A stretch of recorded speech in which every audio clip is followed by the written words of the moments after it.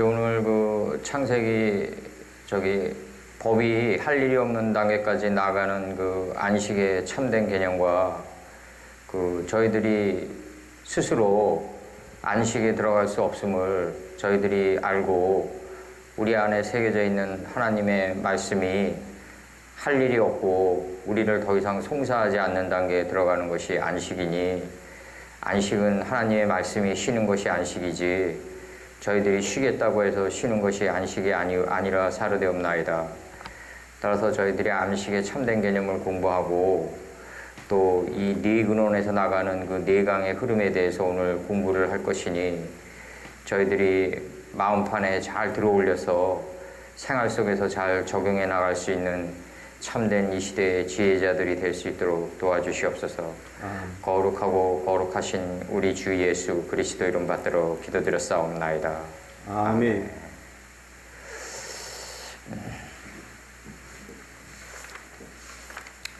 여기서 보면은 그 저번에 그 강의를 할 때 그 이제 창세기 1장 22절에서 그 하나님이 그들에게 복을 주어 가라사대 생육하고 번성하여 여러 바닷물에 충만하라. 그러니까 생육하고 번성하여 여러 바닷물에 충만한 거를 제가 이거를 이제 경영학에서 얘기하는 최적화 과정이라고 얘기를 했어요.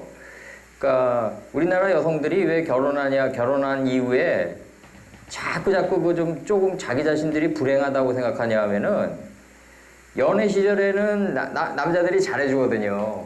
연애 시절에는 남자들이 잘해주는데, 이게 이제 결혼 이후에는 아무래도 육신의 사랑이란 게 이제 이게 여러 바닷물로 충만해야 될 필요가 있거든요.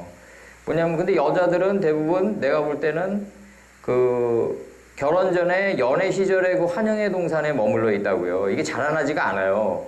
이 지혜가. 그다가 이제 아기를 낳게 되면은 TV 드라마 수준으로 전락해 버린단 말이죠. 그럼 대학에서 뭘 배웠냐는 다 없어져 버려요. 4년 동안에 배운 건 다 깡통이 돼 버리는데, 근데 이제 여러 바닷물에 충만하게 되면은 이제 지혜로운 여인이 되다 보면 내가 한 남자의 남편이 됐을 때의 또 처신과 또 어떻게 내가 그 안에서 내가 부인으로서 어떻게 삶을 살아야 되겠다, 이런 지혜의 물이 충만해야 되거든요. 또 아기를 낳으면 또 아기를 낳은 대로 또 무조건 학원에만 맡길 것이 아니라 부모의 말처럼 훌륭한 교육이 어디 있겠어요.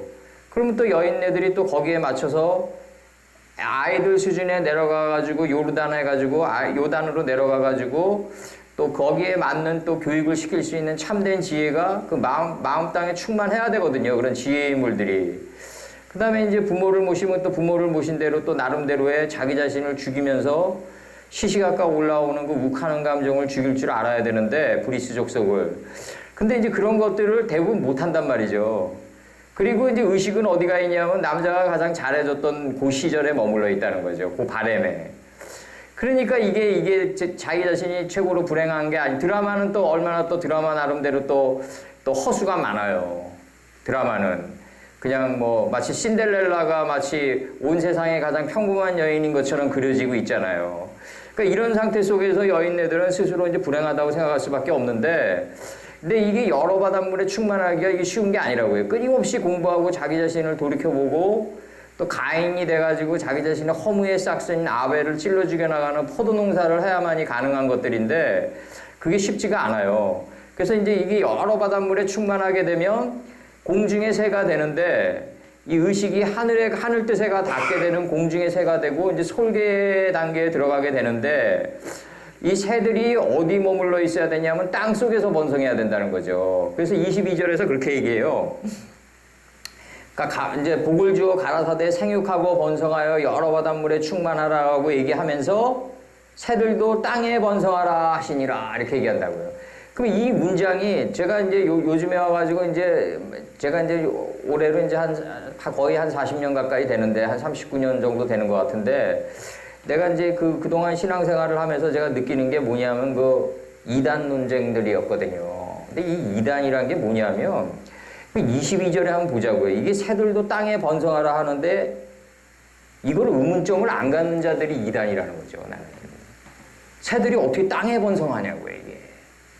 그러니까 이게 이런 것들을 그대로 그냥 새들이 땅에 번성하라 의문점도 안 갖고 그냥 입으로 그냥 얘기해 버린다는 거죠. 글자 그대로 얘기해 버리려면은 진짜 중국의 속담도 있지만은 글자를 글자 그대로 형으로서 읽어 내려가려면은 그 사람은 글을 배우지 말라라는 속담이 있거든요. 그러니까 이 새들이 되고 공중의 새가 돼가지고 땅에 번성하라 그러는데 새들이 어떻게 땅 속에 번성하냐고요, 이게. 빼하오프 예레부 빠하 아래치에 이게 땅 속에서 번성하라 그 새들은 이게 원판 번역이란 말이죠. 그러면 이 공중의 새가 됐는데 어떻게 땅 속에서 번성할 수 있겠냐 이거죠. 이런 데 대해서 하나의 의문점도 안 가지고 그대로 얘기하고 성도들에게 그대로 얘기하는데 성도들도 또 북치고 장구치고 하는 것에 맞추당해가지고 간단 말이죠. 이게 이제 한국 기독교의 현 주소인데 그러면 과연 우리가 주님이 무리를 걸었으니까 나도 무리를 걸어야 되냐?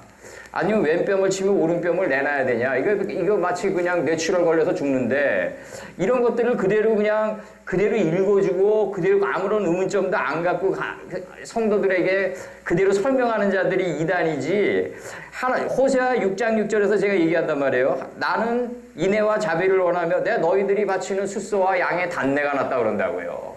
내가 원하는 건 뭐냐면 하나님을 아는 거다 이런다고. 인애와 자비며 나를 알기 원하는 거다 이런단 말이죠. 그러니까 알아야 되는데 알려고 안 한다고 그러는 거죠. 현대 그 목자들이 노력도 안 하고 그리고 또 월급은 또 사례금은 또 꼬박꼬박 챙겨가요. 네, 이런 걸 보면서 너 한국의 지금 이 한국에서 지금 가장 우리나라에서 인텔리겐차 가장 지식인 계급들을 갖다가 작년도에 앙케이트 조사를 한 적이 있어요. 근데 가장 지식인 계급이 스님이 돼버렸단 말이죠. 스님들은 조계종에서 월급이 딱딱 나와요. 그리고 맑은 물소리 듣고 책을 자기네들이 원하는 걸 다 읽어가면서 나름대로는 자기 자신을 어느 정도 미약하나마 보는 수준에 있다고요. 근데 한국 기독교는 그러질 못해요. 그래서 이게 지금 새들도 땅에 번성하라고 그러는데 이 새들이 왜 땅 속에 번성해야 되느냐 이거죠, 내 얘기는. 그러니까 내가 항상 얘기하지만 사람이 말을 타고 권력을 잡든지 아니면 지식이 충만해서 자기 정신세계가 하늘에 가 닿았든지 그것이 발휘되는 공간은 환자곁이어야 되고 그리고 아무리 사람이 말을 타고 권력을 잡았다고 그래서 말 위에서 사람을 만날 수는 없는 거 아니냐 이거죠. 내가 사람이 말을 타고 권력을 잡으면은 말 위에서 그 사람을 만나지 않고 내려와서 만나야 되는데 그게 쉽지가 않단 말이죠. 새들은 땅 속에서 번성해야 된다. 이 땅 속에 뭐가 있냐면 하나님의 66권의 두루마리가 땅 속에 있단 말이죠. 그러니까 새가 되면 될수록 다시 기초부터 다시 배우려면 땅 속에 있어야 돼요. 그래서 끊임없이 하나님의 말씀에 충전받고 다시 나가줘야 되거든요. 그래서 이게 지금 다섯째 날에 이게 나오면서 여섯째 날로 들어가면서 이제 어떤 현상이 나오냐면 여섯째 날로 들어가면서 이제 저 문제가 나와요. 이제 30절의 끝부분에서 땅의 모든 짐승과 이 땅의 모든 짐승이란 게 이게 살아있는 이게 블랙홀 하야거든요. 이게 하아레츠 그 토대에 사역을 마친 생명체예요. 이게 어근의 정확한 번역이. 그럼 땅의 모든 짐승이라고 그러니까 이 땅의 모든 짐승을 얘기하는 것 같은데 그렇지가 않아요. 이게. 근데 블랙홀 하야 하아레츠란 말이죠. 그 토대에 사역을 마친 생명체들에게 지금 들어가는 거예요. 그 토대에 사역을 마친 모든 생명체들에게 딱 들어가면서 처음에 나오는 게 공중의 모든 새란 말이죠. 이 공중의 모든 새는 뭐냐면 궁창 아래로부터 그물들을 인식하고 구별하고 궁창 위로부터 그물들을 인식하고 구별해서 내 안에 지혜의 물이 노아때야 창이래가지고 하늘에 가 닿은 거를 공중의 새라고 그랬다고요. 이 단계는 더 이상 쪼갤 수가 없어요. 아브라함이 사체 위에 솔개가 내리니까 그 사체들 안에 원래 솔개가 있는 거예요. 하늘의 뜻이. 그러니까 예수님이 뭐라 그러냐면 죽음이 있는 곳에 독수리가 있다. 귀 있는 자 들을지르요. 그 죽음이 있어야만 내 안에서 하나님의 말씀이 독수리처럼 비상하거든요. 그러면 이게 이제, 그럼 아브라함이 솔개가 사체 위에 내리니까 아브라함이 쫓는 장면이 나온단 말이죠. 이게 창세기 부분에서. 그러면 이게 쫓는 게 아니라 야세부했단 말이죠. 그러니까 아브라함이 사체들 위에 솔개가 내리는 그 하늘 뜻에 좌정했다. 이걸 쫓았다고 표현한단 말이에요. 야세부했다. 그래서 이제 공중의 모든 새와 생명이 있어 땅에 기는 모든 것에게 왜 이 두 개가 나가냐면 공중의 모든 새와 땅에 기는 모든 것이 왜 이렇게 같이 나가냐면 공중의 모든 새는 땅 속에서 기어야 된다 이거죠. 내가 하늘 뜻에가 닿으면 닿을수록 땅 속으로 자꾸 들어가서 사람들도 만나고 또 환자들도 만나고 또 말씀이 갈급한 사람들도 만나고 이러면서 공중의 새라는 건 뭐냐면 의술에 능통해야 되고 성경에 능통해야 되지만 그것이 발휘되는 공간은 철저하게 환자 곁에서 이루어져야 된다. 이게 참 이상한 목사들이 나는 나 그게 되게 제일 이상한 게 목사들이 대부분 그 이상한 복장을 하고 뭐 붉은 띠를 두르고 그 축도나 하고 뭐 이런 식으로 만약에 간다 그러면은 저기 신앙인들을 마취시켜 놓고 이 말씀 공부는 안 하고 만약에 이런 식으로 간다 그러면은 이게 왜 공중의 새가 뭐 땅의 모든 공중의 새가 땅 속에 있어야 되는지 이런 문제들은 하나의 의문점도 안 갖고 오늘날 계속 설파를 하고 있다는 거죠.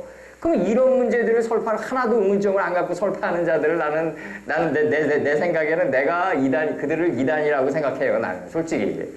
그래서 땅에 그러니까 오늘날 장로교회 이단들이 너무 많다는 거죠. 내가 볼 때는. 예.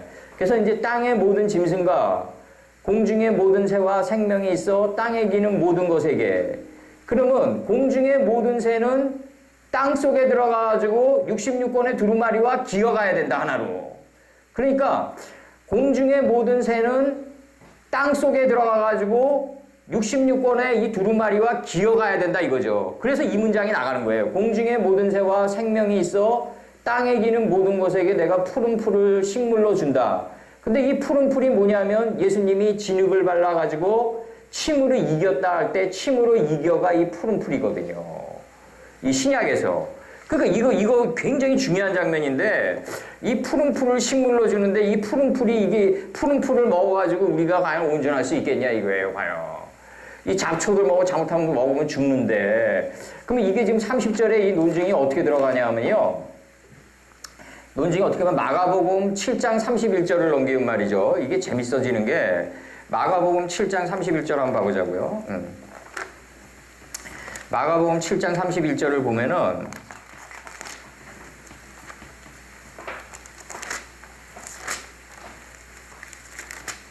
푸른 풀을 주는 장면이에요. 이 장면이 7장 31절을 보면은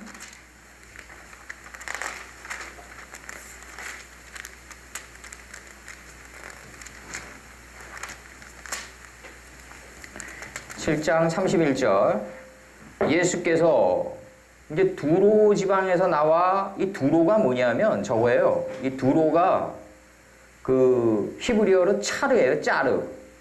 그러면 짜르는 누구냐? 그 러시아의 마지막 대제가 짜르란 말이죠. 그럼 이 두로는 뭐냐면 환난과 역경 속에서 나와 시돈을 지나고 이게 뭐냐면 환난과 역경 속에서 나를 구하옵소서가 시돈, 구하다가 시돈이고 나를 이끌어 올려 주소서 그 시돈이고 환난과 역경이 이게 두로예요.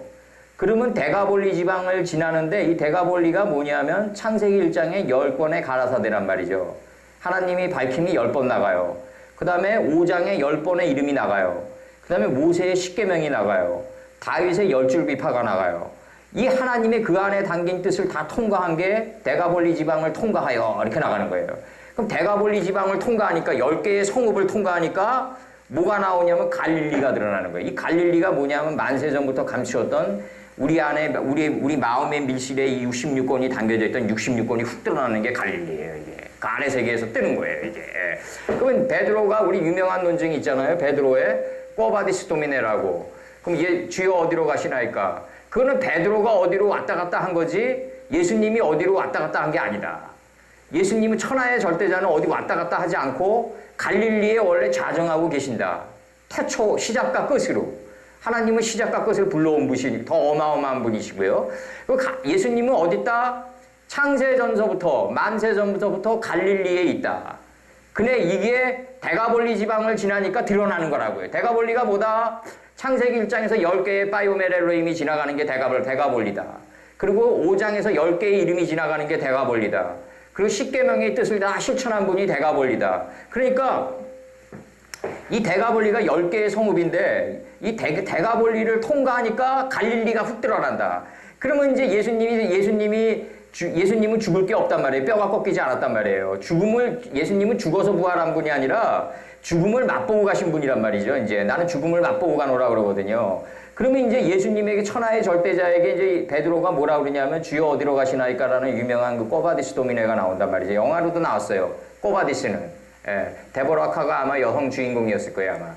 근데 이제 그 노버트 테일러랑 데보라카가 주인공이었을 거예요, 내 기억으로 하면. 근데 이제 주여 어디로 가시나이까 그러니까 그 주여 어디로 가시나이까가 베드로가 어디로 왔다 갔다 하고 영혼이 흩날린 거지, 예수님은 늘 그 자리 우리 마음의 밀실에 자정하고 계신다. 마음의 갈릴리에 계신다 이거죠. 우리가 무지가 벗겨지면 벗겨질수록 그분이 더 많이 보이는 거를 5장에서 낳고의 개념으로 나가는 거다. 예. 그래서 이제 사람들이 귀먹고 말 더듬는 자를 데리고 예수께 나와 안수하여 주시기를, 일단은 우리가 육신의 귀가 멀고 말 더듬는 자가 돼야 된다. 우리는 자기 소리를 너무 잘 내면 안 된다. 이 교회에서도 봉사 안 하는 사람들이 대부분 자기 소리를 많이 내요. 예. 그리고 예수께서 그 사람을 따로 데리고 무리를 떠나 손가락을 그의 양귀에 놓고 침을 뱉어. 이게 푸른풀이란 말이에요. 예레크. 여기 창세기 1장 30절에 나오는 푸른풀이 이거란 말이죠, 이제. 예. 그래서 이제 여기서 나오면 침을 뱉어 그의 혀에 손을 대시며 혀에 할례를 주신단 말이죠. 그래서 이게 여호수아가 가나안 침공을 할 때 예수님이 혀에 손을 댄 게 라손 강야를 취하게 돼요, 이제. 그게 내가 항상 얘기하는 이 장로교 내에서의 이 오늘날 그 목자들의 문제가 뭐냐면, 너희들이 라손 강야를 취하라고 그러면은 이스라엘의 지금 중동 지방의 라손 강야를 갔다 오는 성지 순례를 하게 된단 말이죠. 부동산 개념으로 바라본단 말이죠, 이들이. 그러면은 이 라손 강야를 갔다 온들 뭐하냐 이거죠. 그 참 뜻을 모르는데. 내가 보면. 그럼 오늘날 우리 여행 비자 끊어가지고 애굽에 갔다가 나오면 출애굽이냐 이거죠, 과연. 내가 계속 강타하는 게 그거예요, 지금. 그러면은 여호수아랑 모세랑 내 저번에 처음 강의 때도 얘기한 게 그거란 말이죠. 여호수아랑 모세랑 뛰어난 칼잡이들을 동원해가지고 이 인식이 얼마나 날카로운 칼잡이들인가요, 정말 영혼의 뼈가 썩지 않는 자들인데, 이 인식과 분별이 뛰어난 이 선지자 중에 선지자들이란 말이죠, 이들이 정말.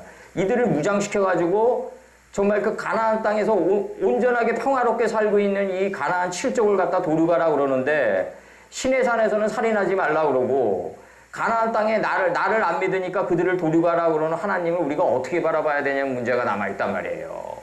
과연 이게 이방인이 아니라 남부 셈족이 먼저 들어가가지고 농경사회를 이루었단 말이에요. 실제 역사에서 셈족의 후손이란 말이에요. 무슨 이방인인가요, 우리가? 그러면 셈족의 후손들이 가가지고 평화롭게 자식 기르고 자식 교육 잘 시키고 평화로운 가장의 한 남편과 부인으로서 살아가고 있는 사람들이 무슨 죄인이기 때문에 도륙하라 그러냐 말이에요. 이런 하나님을 우리가 어떻게 바라봐야 되는 문제는 하나의 의문점도 안 갖고 있다. 따라서 내 안에 존재하는 이 가나안 7족의 문제가 남아있다는 거죠. 이 부모로부터 들어왔던 이 DNA의 7족의 문제가 남아있기 때문에 이 문제를 갖다가 너 마음 안에 존재하는 가나안 7족의 속성을 갖다가 하나님의 말씀으로 하나하나 제거해 나가서 부해라. 그러면 정으로 만들어라. 부에서 정으로 만들어라 이거죠. 그래서 이 가나안 땅을 오늘날 이 이스라엘 민족들은 이걸 갖다가 모세라는 자기네 선친에게 하나님이 주었기 때문에 오늘날 중동 전체가 자기네 땅이라고 여긴단 말이죠. 이런 파단이 지금 빚어지고 있다는 거죠. 이거를 밖의 개념으로 바라보고 부동산 개념으로 바라보기 때문에 이스라엘 민족들은 아마 존속하는 한은 거기에 또 서기이권까지 맞물리고 미국의 또 유대모니까지 개입해 들어오면서 절대로 중동 전체를 포기하지 않을 거예요, 아마. 이건 왜 그러냐면 가나안 7족을 진멸하라는 여호수아의 가나안 침공을 갖다가 이거를 자기 내면 세계로 끌어들여가지고 자기 내면 안에 존재하는 가나안 7족의 속성을 제거하는 쪽으로 니팔 형태로 받아들이지 않았기 때문에 오늘날 이런 문제들이 계속해서 빚어지고 있다. 나는 그렇게 보고 있는 거예요. 그래서 그럼 그의 혀에 손을 대시니 이 그의 혀가 뭐냐면 라손 강야란 말이죠. 라손 강야가 뭐다? 학자의 혀를 취하는 이 혀를 갖다가 좀 주시는 거란 말이에요. 그래서 하늘을 우러러 탄식하시며 그에게 이르시되 에바다 하시니 열리라란 뜻이란 말이에요. 에바다가 뭐다? 열리라란 뜻이에요. 이제 열렸어요. 그리고 귀가 열리고 혀가 맺힌 것이 풀려 말이 분명해졌단 말이죠. 예수께서 그들에게 경고하사 아무에게도 이르지 말라 하고 경고하실수록 그들이 더욱 널리 전파했단 말이에요. 여기서 중요한 게 뭐냐면 이 에바다하고 열렸다 이 문장이 나가는데 지금 이 문제가 뭐냐면 이 에바다라고 열렸다라는 문제가 잠언 22장 17절과 18절에서 나온단 말이에요. 한번 살펴보자고요. 잠언 이 에바다 하면서 열리는 거야. 귀에 할례를 주고 이 혀에 할례를 줘가지고 이 귀에 할례를 주는 단계가 뭐다? 아브라함이 이스마엘을 취하는 단계다. 이 경청의 단계에 들어간다. 이순의 단계에 들어간다. 이거를 공자가 낮은 단계에서 이순이라고 그랬어요. 아브라함이 이스마엘을 낳는 단계를 공자는 낮은 단계에서 이순이라고 표현했다. 그 나름대로 이제 거기까지 나름 애들로 표현한 거예요. 이제 공자 나름대로. 근데 잠언 22장 17절을 한번 보자고요. 예. 잠언 22장 17절을 보면은 뭐라고 나오냐면 이 에바다란 문제가 22장 17절을 보면은 너는 귀를 기울여 지혜 있는 자의 말씀을 들으며 내 지식에 마음을 둘지어다. 이렇게 나가요. 이것을 내 속에 보존하며 내 입술 위에 함께함이 아름다우니라. 이렇게 나가요. 그 하나님의 말씀이 입술 위에 있어야 돼요. 그러니까 결국 우리는 입술의 열매예요. 성경은 입술의 열매예요. 그러면 모세 보고 바로를 어디서 만나라고 그러냐면 하숫가에서 만나라고 그런단 말이에요. 그 하숫가가 뭐냐면 예수님이 혀에 할례를 준 그 입에서 만나라 이거죠, 지금. 학자의 혀를 갖춘 입에서 만나라가 하숫가예요. 이거 입이 하숫가예요. 그래서 모세가 이제 하숫가에서 바로를 만난다. 그러면 여기서 경계하라, 그걸 경계하면서 이제 이걸 함부로 얘기하지 말라고 그런단 말이죠. 그 디모데전서 1장 5절에서 이 경계의 목적이 나가요. 이게 신약 337페이지 한번 봐보자고요. 예. 이 경계의 목적은 뭐냐? 예수님이 왜 병을 고치시고 경계하라고 그랬냐? 예, 함부로 얘기하고 다니지 말라고 그랬냐? 디모데후서 1장 5절을 봐요. 예, 이 교훈의 목적은 이게 이제 요게 이제 우리 개역 성경의 맨 처음에 나올 때는 경계하사로 나와요. 이 교훈의 목적은 청결한 마음과 선한 양심과 거짓이 없는 믿음에서 나오는 사랑이다. 요게 바로 경계의 목적이에요. 교훈의 목적이 아니라 원판 번역의 경계의 목적은 청결한 마음과 선한 양심과 거짓이 없는 믿음에서 나오는 사랑이다 이거죠. 이게 경계의 목적이에요. 이게 경계의 목적이다. 왜 자꾸 예수님이 자꾸 왜 우리 인간 의지와 생각을 갖다 경계하시냐 하면은 우리가 자꾸 하나님 말씀 앞으로 나가다 보면은 하나님인지를 모르게 돼요, 우리가. 그러니까 너희가 잠자코 있어서 내가 너희의 하나님됨을 알아라 그러거든요. 우리가 잠자코 있어야 된다고요. 잠자코 있어야지 하나님됨을 안단 말이죠. 그럼 예수님이 여기 지금 우리 마가복음 7장 31절에서 침을 뱉어서 이제 이걸 하실 때 처음에 지나가는 지역이 어디예요? 두로예요. 환난 속에서 건져내요. 시돈이에요. 환난 속에서 건져낸 게 뭐다? 대가벌리 지방을 지나는 거예요. 10개의 성읍을 통과해요. 이거 하나하나 다 따내야 돼요. 이걸 못 따내면요, 목자 자격 없는 거예요. 내가 볼 때는. 만약에 자기가 못 따내면요, 지혜를 빌려서라도 성도님들에게 설명을 해야 돼요. 왜냐하면 이 성경이 다 이름들로 돼 있단 말이에요. 이 이름들로 돼 있으면 이 이름이 뭐냐면 우리가 좌정해야 될 영의 영토예요. 육신이 없어지면. 이게 아브라함이 은 100개를 주고 이게 하몰 사람에게 산 영토들이라고요. 갈릴리, 데가볼리, 두로, 시돈, 이 하나하나가 다 영의 영토란 말이에요. 이 영의 영토를 어떻게 설명을 안 해주냔 말이에요. 예. 그래서 이 데가볼리가 10개의 성읍을 지나는 거예요. 이 10개의 성읍이 뭐다? 창세기 1장에서 10개의 바이오멜 엘로힘이 지나가요. 유황불이. 5장에서는 10개의 이름의 유황불이 떨어져요. 그래서 항상 뭐라 그러냐면 소돔과 고모라라는 단어가 같이 들어가요. 소돔은 뭐다? 10개의 이름이 세트되어 있는 상태가 소돔이다. 그 안을 본 게 고모라다. 그럼 그 안을 봤으니까 이제 에노스가 안을 보니까 이제 게난화 시키러 나간다. 게난이 뭐예요? 하나님의 이 이름 안에 담긴 뜻을 갖다가 지혜를 판철시키고 궁창화시키러 나가는 게 게난이다. 이게 대장장이란 말이죠. 이거 이름 하나하나 다 따내서 우리 설명해 주면서 이거를 인격의 세마포 옷으로 갖춰 있게 하는 게 6째 날에 도달하는 거란 말이에요. 그래서 여섯째 날에 도달하면은 이제 아까도 얘기했지만 벙어리가 되고 자기 소리를 내지 않는 자가 되는데 이제 천지와 만물이 다 이루니라 2장 1절이 나가요. 이 천지와 만물이 뭐냐면 천으로 지를 굴복시킨 게 만물이다. 이게 만민이에요. 아브라함 때는. 천으로 하늘같이 말리는 이 두루마리로 하늘같이 말리는 두루마리로 내 지를 굴복시킨 거다. 마음 땅을 굴복시킨 게 만물이다. 군대예요, 군대. 그래서 천지와 만물을 다 이루느니라. 원판 번역은 천지가 다 굴복함을 당한 거예요. 빠이쿨루라고 해가지고 수동태가 들어와요. 그래서 하나님이 지으시던 일이 일곱째 날에 이르를 때 마치니 이 일곱 때에 이를 때 마치게 돼요. 이 일곱 때에 이르는데 내 여기서 이런 얘기를 하면 저쪽 세계 사람들은 어떻게 여길지 모르지만 그 성철스님 돌아가시기 전에 그 옛날에 그 마지막 그 식기를 남기시더라고요. 그분이 처절하게 살으셨으니까 아마 나름대로는 존경받을 만한 삶도 있을 거라고 나는 생각해요. 근데 이제 내가 자꾸 예수님의 입장에서 바라보기 때문에 그 역시 일개 미물이고 피조물이라는 그런 얘기가 나가는 거지. 내 인간적인 생각으로서는 그분도 굉장한 나름대로의 고초를 겪은 분이라고 나는 생각을 해요.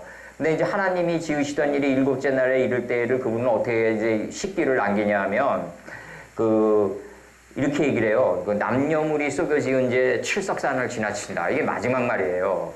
그럼 남녀물이 속여 지은 죄가 무슨 죄냐? 내가 어제 진리인 줄 알았는데 1년 뒤에 시간과 역경과 고난을 통과해 보니까 어제 내가 대중들에게 설파했던 게 진리가 아니에요. 그러니까 탄식하는 거예요. 그러니까 이건 모든 후기 헤겔리언들이나 모든 역사의 그 철학가들의 그 후학파, 이름하여 이제 신프로이드 학파나 뭐 헤겔리언들이나 다 이들이 잘못된 헤겔이 그 정신현상에서 정반합이라는 문제가 나오는데 그럼 과연 진리라는 게 정에서 반에서 합으로 가냐 이거죠. 진리는 그대로 되니라란 말이죠. 정이 뭐가 부족해서 반을 만들어가지고 합에 이르냐 이거죠. 이거는 지극히 헤겔이라는 사람이 인간적인 사고에 기초해가지고 쓴 모든 신학교에서 이 헤겔리를 배우는데 이 헤겔리를 배우면서도 문제가 되는 게 뭐냐면 죄송합니다.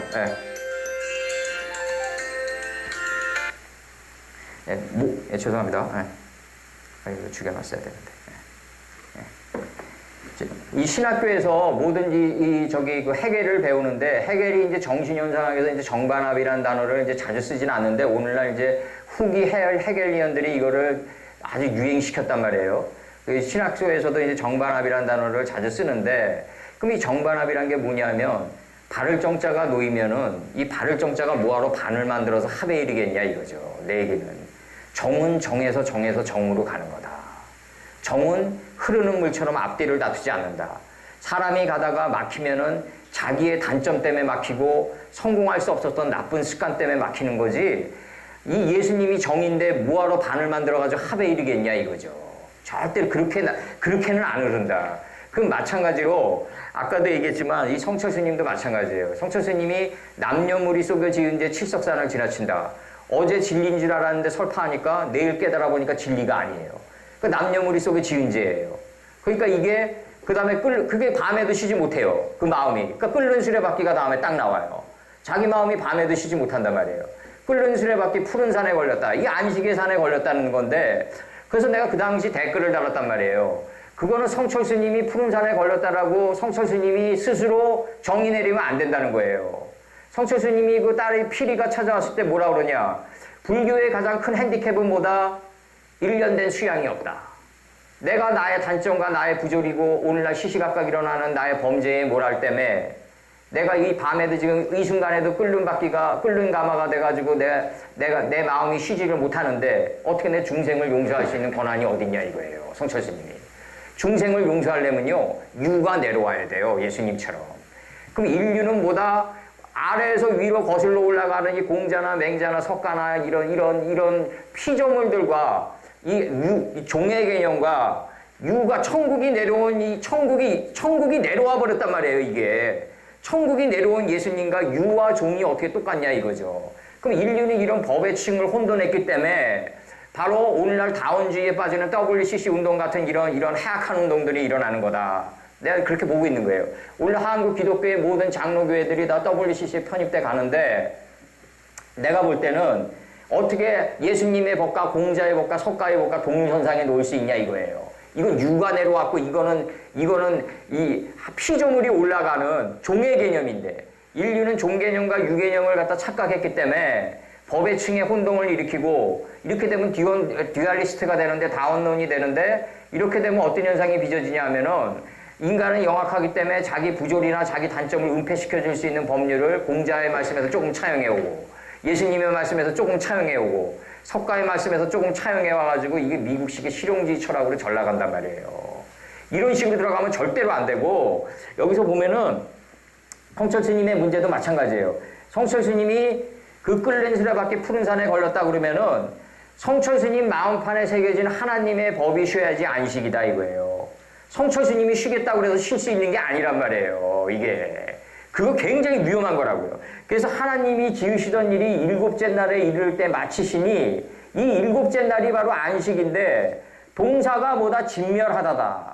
동사가 진멸하다고 명사가 안식이란 말이죠. 그러면은 또 명사라는 거는 뭐냐면 동사의 멈춤이 명사란 말이에요. 그러면 내가 다 진멸돼야만 소할 땅에 들어가야만 막내가 돼야만 말제가 돼야만 그리고 동방박사가 돼야만 예수님의 탄생을 볼 수 있단 말이죠. 동방박사가 뭐예요? 단동편 재버리는 것으로 가는 것이 동방박사 아니에요. 레위기 1장 16절에서 소제가 돼야 된다 이거 소제가. 그럼 일이 일곱째 날에 이를 때 마치시니 그 이 지으시던 일이 다음으로 일곱째 날에 안식했단 말이에요. 그럼 이 일곱째 날에 안식했으니까 이거를 물리적인 이치로 봐가지고 월요일서부터 주일까지 가가지고 7일 날이 안식이다 이거예요. 그럼 내가 이것도 이 의문점을 많이 갖는 게 뭐냐면 우리가 신앙이 연약한 사람 때문에 주일날을 모이긴 모여야 돼요 우리가. 그렇지만은 예수님을 특별히 섬기고 이런 날을 갖다가 날짜 잡고 섬기냐 이거죠. 사도 바울이 나는 날마다 죽노라 그랬는데 날마다 주일이어야지 어떻게 날짜 잡고 섬기냐 이거예요.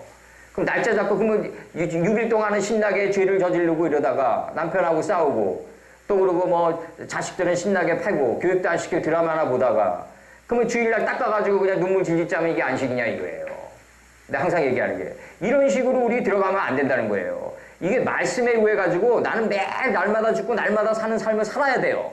그 날마다 묵시해야 되고 날마다 계시해야 된다 이거예요. 내가 얘기하는 게 날마다 주일이어야 돼요.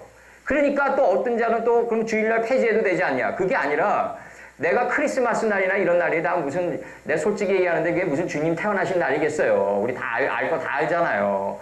천하의 절대적 이게 이거 뭐 아는 사람 다 아니까 내가 얘기한단 말이에요. 내가 그러면은 우리가 주님이 굳이 뭐 육신적으로 태어난 날을 따지자면은 아론의 죽은 살구나무 지팡이에서 새싹이 돋아나니까 봄철쯤에 어느 집에 어느 봄철 어느 즈음에 태어났을 것이다. 이렇게 추측해 볼 수는 있어도 이게 그 저기 크리스마스 날이란 게 이게 완전히 로만 카톨릭에 의해서 날조된 건데 내가 볼 때는 이게 무슨 의미가 있냐. 산타크로스도 이게 코카콜라에 의해서 날조된 거예요. 이게 이 산타크로스가 이게 1920년도 중반에 이게 그 저기 미국의 코카콜라가 안 팔리니까 결국 이 하얀 수염을 거품의 상징으로 만들어가지고 다시 히트 친 거란 말이에요. 이미지 광고를 해가지고. 그러니까 이런 모든 것들은 다 이렇게 우리 인류사가 내려오면서 상당히 왜곡됐던 면들이 많지만은 내가 볼 때는 그 크리스마스 날이라든가 주일날 섬기는 이런 것들도 신앙이 미숙한 사람을 위해서 어떤 눈에 보이는 형의 절기로 남겨놓을 필요는 있다. 나는 그렇게 생각해요. 나는. 예.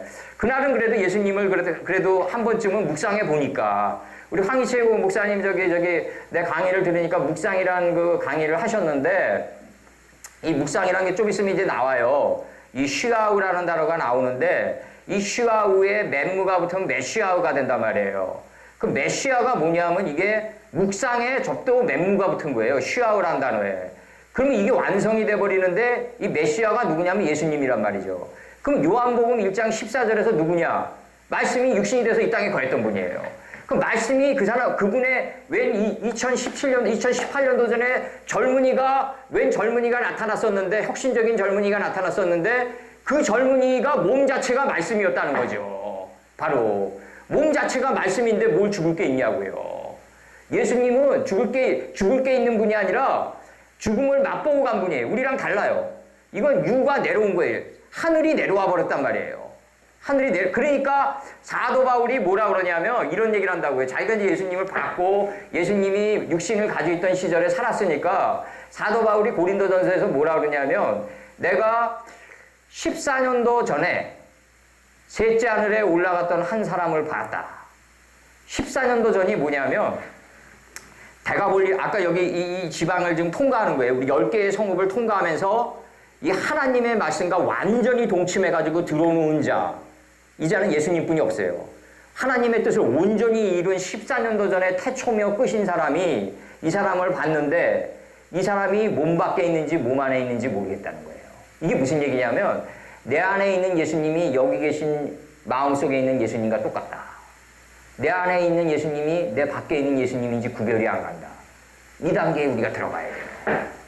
이걸 저쪽 세계 애들이 이걸 갖다가 차용해가지고 공의 세계라고 자기들 나름대로 표현을 하는데 이게 아니라 내 몸 안에 있는 게 내 몸 밖에 있는 거랑 똑같다. 그럼 66번이 이게 내 몸 안에 있는데 몸 밖에 있는 거랑 똑같다는 거예요. 그러니까 사도 바울이 뭐라 그러냐면 14년도 전에 셋째 하늘에 올라간 그 사람이 있는데 그 사람이 내 몸 안에 있는지 몸 밖에 있는지 모르겠다 이거예요. 내 몸 안에 있는 예수님이 몸 밖에 있는 66번이다 이거죠. 예. 그렇게 얘기한다고요, 사도 바울이. 그러면서 뭐라고 이제 나가냐면, 이 하나님이 일곱째 날에 복을 주사 거룩하게 했으니 이게 이제 지성소가 돼요. 그럼 지성소로 들어가기 전에 성소가 있을 거 아니에요. 지성소로 들어가기 전에 성소에 사도 바울이 뭐라고 그러냐? 등대가 있다 이거죠. 이 등대가 뭐예요? 셋째 날에서 하나님의 말씀을 정확히 하는 지식의 풀과 인식과 분별의 씨를 맺게 하는 채소와 하나님의 신성이 내 인격으로 몸을 통해서 나가는 열매를 행하는 나무 이 세 개가 이제 삐리키 공주 하늘의 궁창의 광명체가 돼서 등대가 돼요. 이 등대가 상으로 차려져 있어요. 밥상이 쫙 차려져 있어요. 근데 문제는 뭐냐면 5장의 이름들이 차려져 있는데 5장의 이름들이 순서정연하게 질서정연하게 나가야 된다고 해서 진설병이에요. 이게. 이름 따라 우리는 로드맵을 밟아서 나가야 된다. 그럼 여호수아가 가나안 침공할 때 하나님이 제시한 그 이름 따라 나갔다. 정확히 이름 따라 침공에 들어갔다. 어디로 들어갔다? 중동 전체를 침략한 것 같지만 그게 아니라 내 마음 안에 존재하는 가나안 7족의 장자의 속성들을 진멸하러 들어갔다. 바깥을 나가면은 이건 견해 세계는 살인이다 이거예요. 살인하라는 하나님을 어떻게 믿냐 이거죠. 안으로 들어와가지고 내 안에 존재하는 이 가나안의 육적 장자의 속성들을 진멸해 가라. 이게 바로 성찰이고 여호수아가 우리에게 그토록 가르치고자 했던 가나안 침공의 참 본질이다. 예, 이걸 모르면은 오늘날 중동전쟁처럼 피가 피를 뒤대이는 끊임없이 전쟁이 일어나는 그러한 혈루증 걸린 여인으로 전락해요 우리가. 그래서 하나님이 일곱째 날에 복을 주사 거룩하게 하셨으니 이는 하나님이 창조하시며 만드시던 모든 일을 마치시고 이날에 안식했다. 하나님의 법이 쉬는 게 안식이지 내가 쉬겠다고 해서 쉬는 게 안식이 아니란 말이에요, 이게. 예.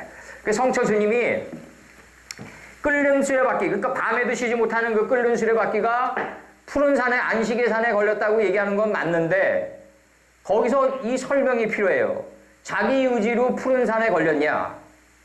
아니면 우리 안에 마음판에 새겨진 하나님의 말씀이 푸른 산에 걸렸다고 허락을 내렸냐, 이거예요, 과연. 예를 들어서 내가 이 마이크를 갖다가 훔쳐야겠다는 생각을 안 갖고 있어요. 그럼 도둑질 하지 말라는 법 하나 떨어지는 거예요, 이제. TV에 대한 그 사물에 대한 욕심이 내가 없어요. 그럼 10계명 중에서 도둑질 하지 말라는 법 하나 떨어져요. 이제. 그리고 내 육신의 부모를 내 안에 계신 하나님 모시듯이 모시면 부모를 공경하라는 10계명 하나 떨어져요. 이제 하나하나씩 떨어져 나가기 시작하는 거예요. 이게 푸른 산에 걸렸다거든요. 과연 성철 스님이 자기 의지를 그럴 수 있냐? 나는 석가서부터 달마서부터 6조 해능까지 한 사람도 못 갔다. 거기에 들어간 사람 없다. 인간의 의지로 그들이 얘기하는 쇠뿔의 끝자리인 이 점의 자리에 들어가지 못한다.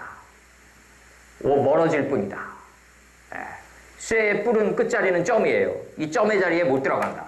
이들이 얘기했던 정문불법운동은 실패다. 나는 그렇게 보고 있는 거고, 그 다음에 오늘날 불교 신자들의 대부분들은 다 산을 좋아해서 다니는 사람들이지 거의 무슨 불경의 정문불법운동을 그들이 하겠어요. 산속에서 남녀지간들이 만나서 데이트하는 장소지 무슨 산이 무슨 우리나라 국립공원이 무슨 정문불법운동의 에덴 동산이겠냐고요. 난 그렇게 절대로 생각 안 해요, 저는. 예. 여호와 하나님이 천지를 창조하신 때 천지에 창조된 대략이 이러하다 이거죠. 예.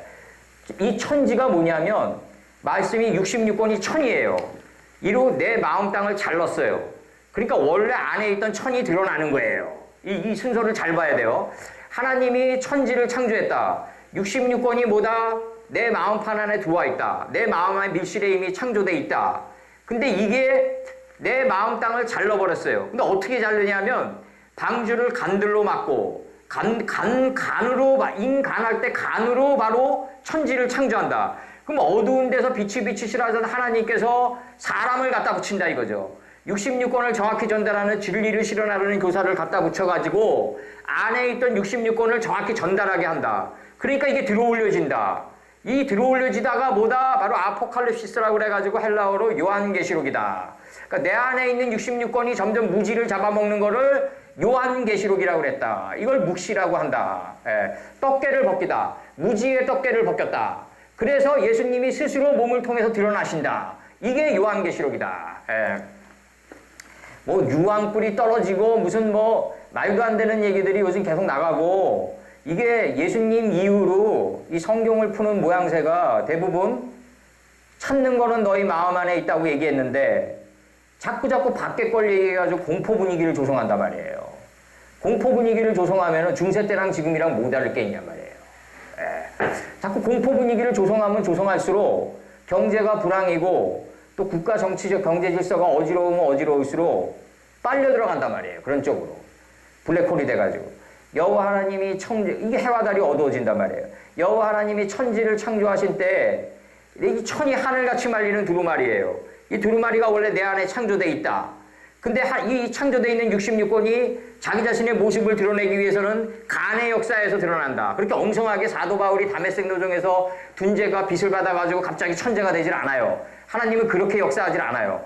이 66권의 내 안에 있는 66권의 이 두루마리가 자신을 갖다가 드러내기 위해서는 누구를 갖다 붙인다? 사람을 갖다 붙인다. 사람을 갖다 붙여가지고 66권을 정확히 전달하는 사람을 갖다 붙인다. 그래서 안에서 들어올려져가지고 나의 무지를 잡아먹게 된다. 6성읍을 통과하게 된다. 창세기 1장에서. 그래서 7째 날에 도달하면 법이 할 일이 없는 안식의 단계에 들어간다. 그래서 이제 그러면은 엘로힘의 단계는 뭐냐? 이건 영의 단계에서 하나님이 임할 때 엘로힘이 나왔다.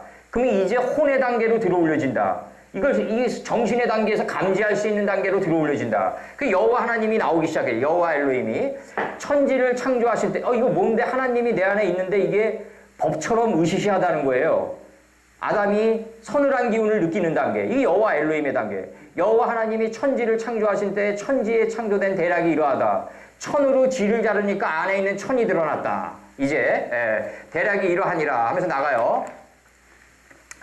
여호와 하나님이 땅에 말씀의 비를 아직 내리지 않았어요. 이 상태는 무슨 단계다? 말씀의 비를 내리지 않았는데 말씀은 어디 있다? 이미 내 안에 들어가 있다. 그러면 이제 이걸 끌어올리기 위해서는 교육이 필요하단 말이에요. 말씀의 비를 아직 내리지 않았어요. 말씀의 비를 내리지 않았으니까 경작할 사람이 없단 말이에요. 근데 이렇게 됐는데 무슨 원죄의 문제를 따지냐 이거죠. 내가 이제 한국 기독교에 대해서 내가 솔직히 다 얘기하고 싶어요. 그게 뭐냐면 땅에 비를 내리지 않았고 경작할 사람도 없는데 무슨 원죄가 나오냐는 거예요. 원죄라는 거는 뭐냐면요. 내가 하나님이 교육을 시켜가지고 그 법을 지키지 않을 때 죄의 문제를 따져야 돼요. 맞잖아요. 교육을 시키지 않고 비도 내리지 않고 경작할 사람도 없는데 무슨 죄냐고요, 이게. 그러니까 무지란 거, 그러니까 우리가 66권의 이 서판이 우리 안에 들어가 있는데 이게 무지의 강포로 둘러싸여져 있단 말이에요. 그럼 이게 아직 교육이 안 왔단 말이에요. 창세기 1장 3절에서 빛이 있으라가 아직 안 온 창세기 1장 2절의 상태는 이 무지의 강포 속에 66권이 그저 있는 상태지 이걸 어떻게 죄라고 논하느냐는 거예요. 그럼 이게 너 안에 있는데라고 교육이 들어온 상태에서 이제 내가 안을 보면서 내가 하나님의 말씀을 경작에 들어갈 때 하나님의 말씀을 지키지 않을 때 죄라는 문제가 나와줘야 된단 말이죠, 바로. 그 죄, 말씀이 아직 경작할 사람도 없고 땅에 비를 내리지 않았어요, 아직. 근데 무슨 죄를 따지냐고요. 들에는 초목이 없었고 밭에는 인식과 분별의 채소가 아직 돋아나질 않아요, 아직. 인식과 분별의 채소도 안 돋아난단 말이죠. 아주 어린아이 단계란 말이에요. 이 단계가. 창세기 1장, 지금 창세기 2장 5절이 창세기 1장 2절의 단계란 말이죠. 아직 예히오르 빛이 오지 않았어요. 빛이 오지 않았기 때문에 내가 초목도 없고 인식과 분별, 하나님을 인식할 수 있는 채소도 마음판에서 솟아나질 않아요. 이게 그 단계가 이 단계는 뭐다? 대저 그냥 있는 상태다 이거죠. 우리가 대저 있는 상태고, 그 다음에 나갑니다. 그 다음에 이제 다음 문장이 안개만 땅에 올라와 온 지면을 적셨다. 이 안개가 뭐냐면 창세기 2장 3절까지가 창세기 1장이다. 이건 뭐냐면 여호와 엘로힘이 나오기 전까지가 엘로힘 단계에서 끝맺는 2장 3절이 이제 여기까지 법이 할 일이 없는 단계까지 온 게 안개다. 이 안개가 무지가 다 거쳐가지고 이제 안개가 된 거예요. 이제 이 안개가 뭐냐면 돌이키게 된 곳으로부터 선하게 된 것이 안개예요.